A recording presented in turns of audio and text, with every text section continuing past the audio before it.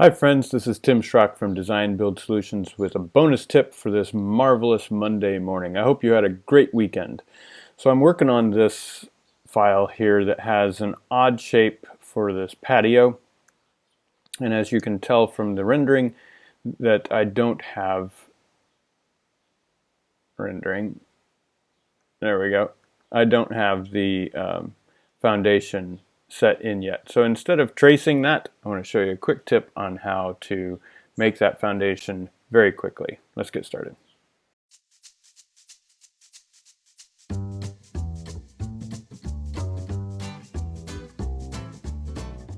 Alright, I'm in plan view and I want to make this patio have the foundation that matches the exact shape and location of these patio walls. These patio walls right now are just invisible walls to define the edge of that patio room.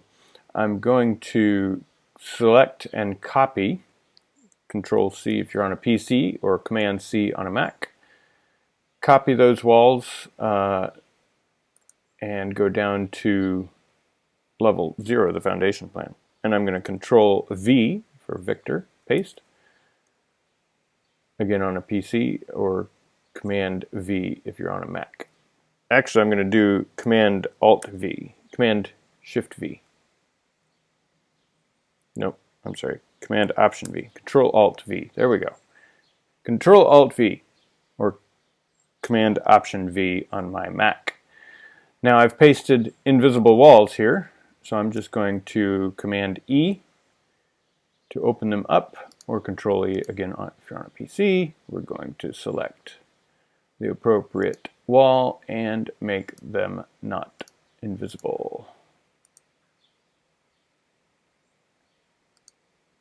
Go back to our 3D rendering and you'll find that we have the walls exactly the way they're supposed to look.